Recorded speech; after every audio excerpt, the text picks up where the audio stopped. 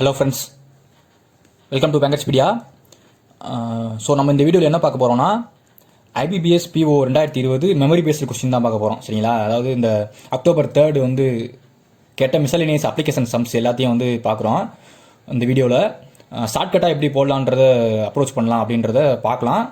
So இந்த வீடியோவில் வந்து ஷார்ட்கட்டாக தான் சொல்ல போகிறேன். ஸோ உங்களுக்கு செட் ஆகுதான்னு பாருங்கள் வீடியோ. சரிங்களா? செட்டானா ஃபாலோ பண்ணிக்கங்க. ஸோ அப்படியே பார்க்கலாம். ஃபர்ஸ்ட் கொஸ்டின் இந்த வீடியோவில் வந்து என்னென்னா, profit loss percentage, compound interest, simple interest, அதில் கேட்ட கொஸ்டின்ஸ் எல்லாம் அப்படியே பார்க்கலாம். சரிங்களா? ஃபர்ஸ்ட் கொஸ்டின் பாருங்கள்.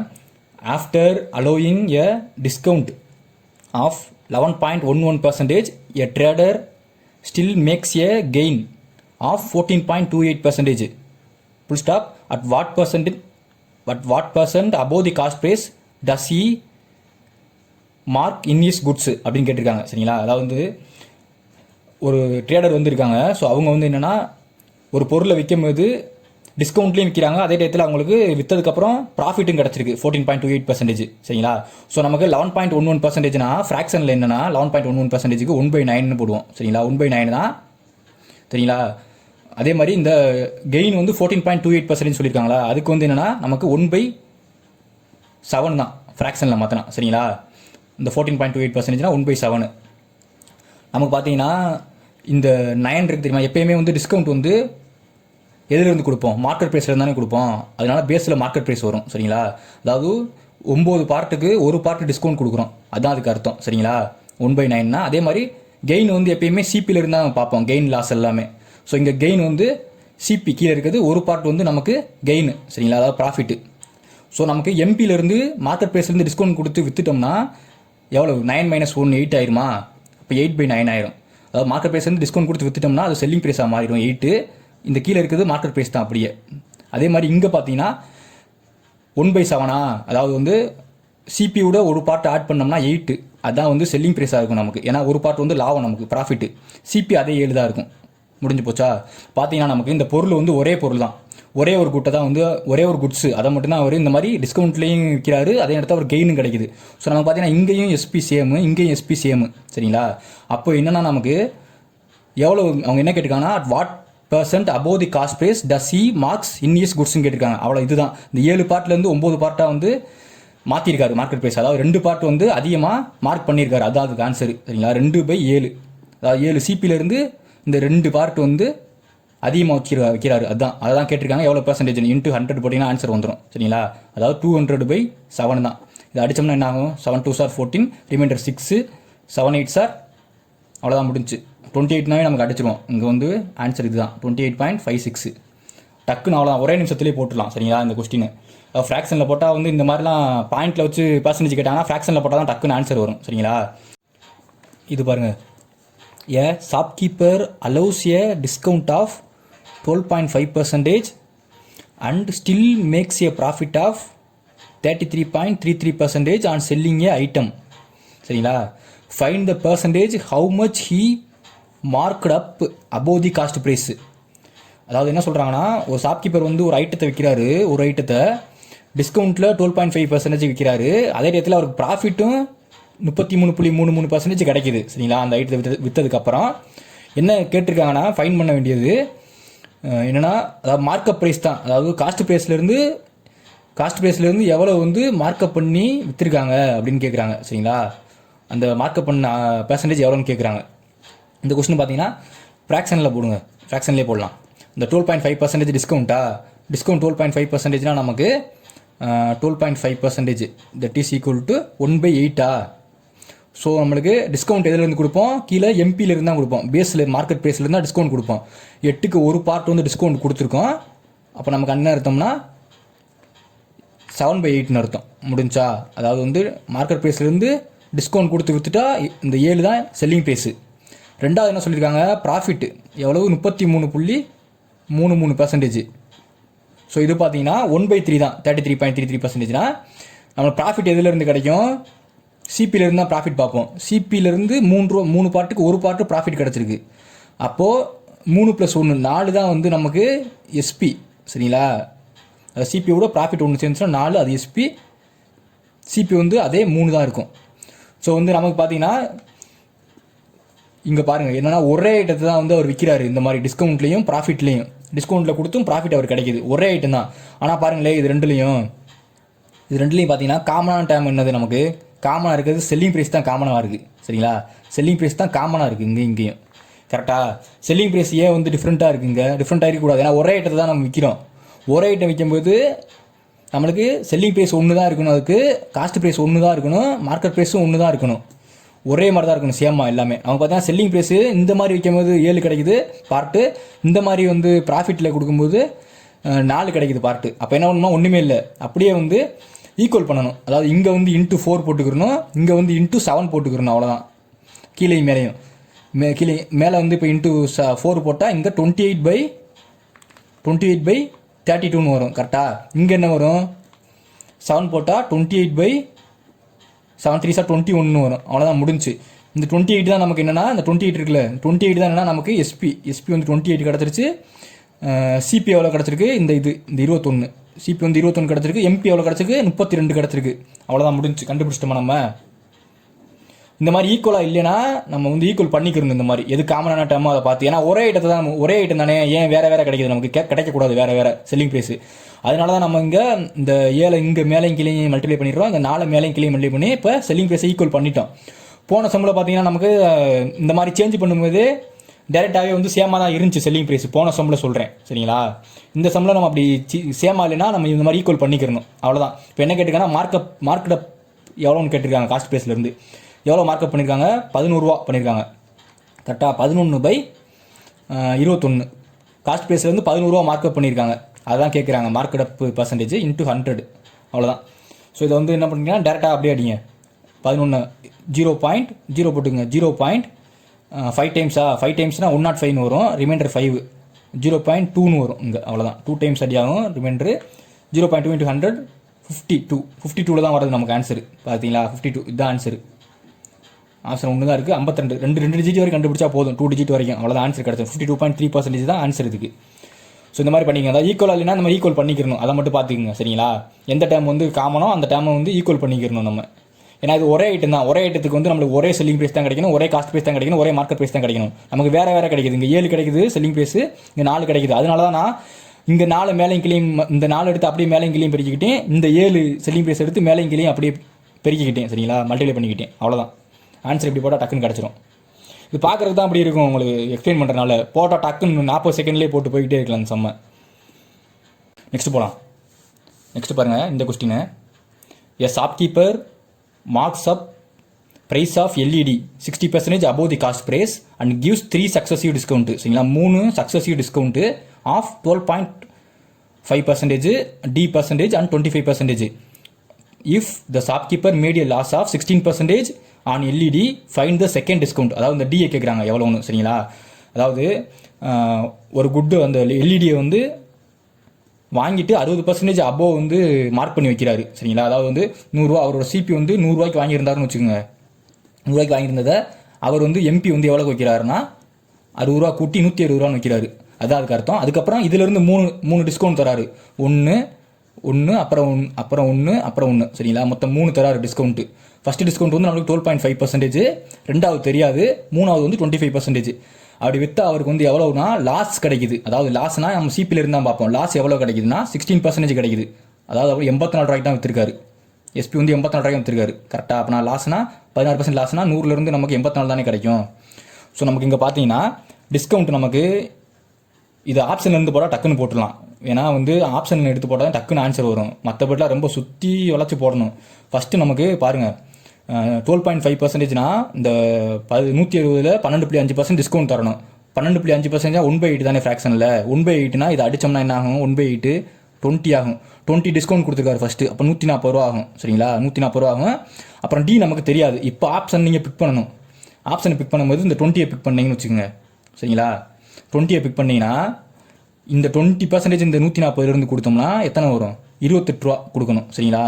28 ரூபா கொடுக்கணும். அப்போ எவ்வளோ ஆகும், 112 ஆகும். இந்த இடத்துல 112 ரூபா ஆயிரும் சரிங்களா. 28 ரூபா கொடுத்துருப்போம் 140 ரூபாயிலிருந்து. 20% டிஸ்கவுண்ட் கொடுத்தா 112 ரூபா ஆயிரும். திரும்ப 25% மூணாவது நமக்கு சொல்லியிருக்காங்க. 25% டிஸ்கவுண்ட் கொடுத்தா 1/4 தான் 25%னா 1/4னா இது அடிச்சா என்ன ஆகும், 4 3 12 ரிமைண்டர் 3 8 38 ரூபா அதிலேருந்து கொடுக்குறோம். ஸோ 38 ரூபா அதிலேருந்து கொடுத்தா என்ன ஆகும்? 84 முடிஞ்சா அவ்வளோதான். 84 இதுதான் செல்லிங் ப்ரைஸு. அதாவது மார்க்கெட் ப்ரைஸ் இருந்து நம்ம டிஸ்கவுண்ட் கொடுத்து விற்றா தானே செல்லிங் ப்ரைஸு. இப்போ வந்து நம்ம இது ஈக்குவலாக இருக்கா? முடிஞ்சா பார்த்தீங்களா? அவ்வளோதான், சாட்டிஸ்ஃபேக்ஷன் ஆயிடுச்சு. Answer right. அப்போ நம்ம எடுத்து 20 தான் ரைட்டு. இப்படி தான் போடணும். இந்த கொஸ்டின் இப்படி போட்டால் டக்குன்னு ஆன்சர் வந்துடும். சரிங்களா?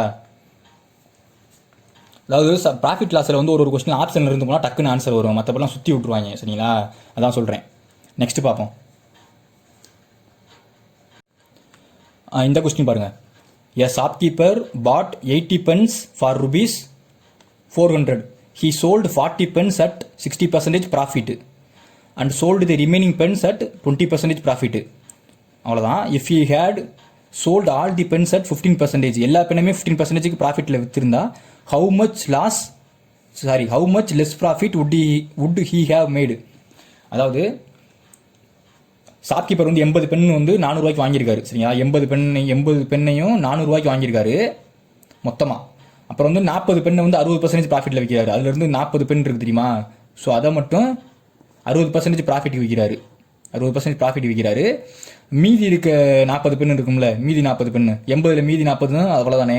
அதை வந்து எவ்வளோ விற்கிறாருன்னா 20% ப்ராஃபிட் விற்கிறாரு. சரிங்களா? 20% ப்ராஃபிட் விற்கிறாரு. இப்படி ஒன்று வித்துடுறாரு. அதுக்கப்புறம் பார்த்தீங்கன்னா இது condition.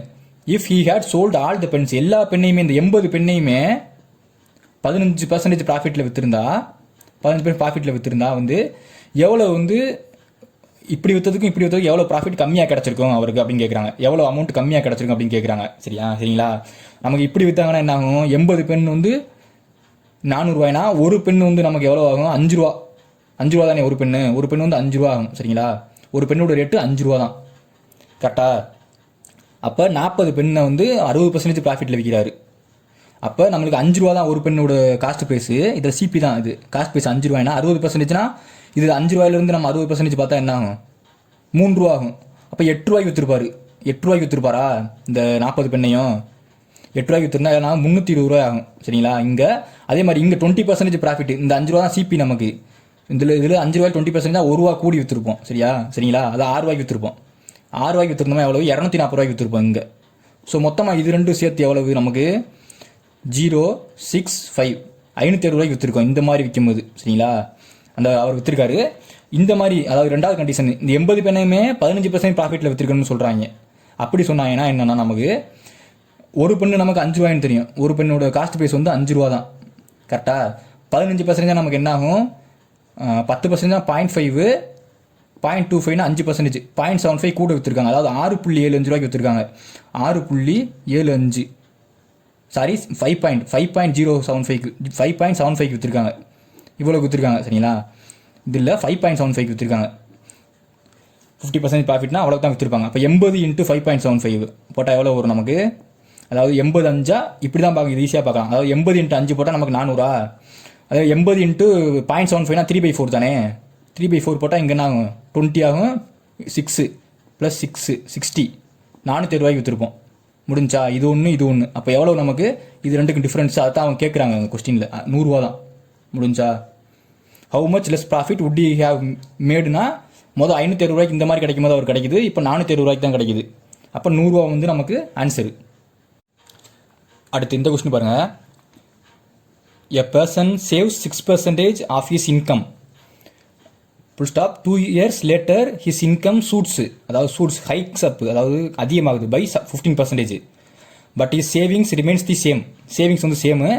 Find the hike in expenditure approximately கேட்டிருக்காங்க. அதாவது ஒரு பர்சன் வந்து அவரோட இன்கம் வந்து நம்ம 100 ரூபான்னு வச்சுக்குவோம். சரிங்களா? இன்கம் வந்து 100 ரூபா தான். தெரியாது, 100 ரூபான்னு வச்சுட்டோம்னு வச்சுக்கோங்க. சேவிங்ஸ் வந்து அதில் எவ்வளோனா சேவிங்ஸ் வந்து 6 ரூபா தான். அப்போ 6% 6 ரூபா தான். சரிங்களா? அதே மாதிரி 2 years லேட்டர் வந்து அவரோட இன்கம் வந்து எவ்வளோ இன்க்ரீஸ் ஆகுதுன்னா 15% சூட்ஸ் அப் ஆகுது, அதிகமாகுது. அப்போ 115 ஆயிருக்கும். சரிங்களா? அதாவது இந்த 100 ரூபா முதல் இருந்திருக்கு, இப்போ 2 வருஷத்துக்கு அப்புறம் 15 ரூபா அதிகமாயிருக்கு. அதுக்கப்புறம் சேவிங்ஸ் பார்த்தீங்கன்னா ரிமைன்ஸ் தி சேம்னு சொல்லியிருக்காங்களா அந்த கொஸ்டினில். பட் சேவிங்ஸ் ரிமைன் தி சேம்னா அதே 6 ரூபா தான் சேவிங் வந்திருக்கு. சரிங்களா? பட் பார்த்தீங்கன்னா நமக்கு எக்ஸ்பெண்டிச்சர் இங்கே பார்த்தீங்கன்னா எவ்வளவு? அப்போ 94 ரூபா எக்ஸ்பெண்டிச்சர். இப்போ எவ்வளவு எக்ஸ்பெண்டிச்சர் 2 வருஷத்துக்கு அப்புறம்? 109 ரூபா ஆகும். அதாவது இன்கம் மைனஸ் சேவிங்ஸ் தான் எக்ஸ்பெண்டிச்சர். 109 ரூபா ஆகும். முடிஞ்சு, அவ்வளோதான். ஆன்சர் போட்டுடலாம். Find the hike in his எக்ஸ்பெண்டிச்சர்னு கேட்டிருக்காங்க. அப்ராக்சிமேட்லி எவ்வளோ ஹைக் ஆகிருக்கு நமக்கு எக்ஸ்பெண்டிச்சரு? 94 109 ஆயிருக்கா?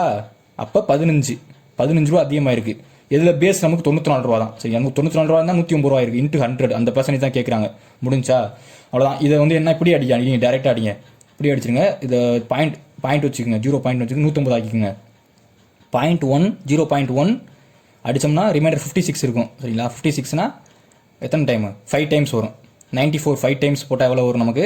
அப்ராக்சிமேட்டாக 9 5 சார் 450 470 வருமா? ஸோ 470 5 டைமு, அவ்வளோதான். 15னாவே நமக்கு தெரிஞ்சு போச்சு. இன்ட்டு 100 வேறு இருக்குது. 15 தான் இப்போ ஆன்சரு. சரிங்களா, ஃபுல்லாலாம் சால்வ் பண்ண அவசியமே கிடையாது. டக்குன்னு போட்டணும். ஃபுல்லாக சால்வ் பண்ணால் டைம் ஆகும். இப்படி தான் வந்து டைமை சேவ் பண்ணணும். சரிங்களா, டேரெக்டாகவே அடிச்சிடணும். நம்ம 100 வந்து மல்டிப்ளை பண்ணி அடிக்கக்கூடாது. டேரெக்டாகவே அடிச்சிட்டா 15 தான் வரும். 0.15 வரும். 100 போட்டால் 15.95 ஆன்சரு. முடிஞ்சு போச்சு. அப்புறம் இந்த சம் பாருங்கள். A man invested a sum at a certain rate of interest on SI, simple interest, and he got 60% more amount in 8 years. Full stop. If he invest rupees 9600 at the same rate of interest on simple interest, then find the total interest he would get after 4 years.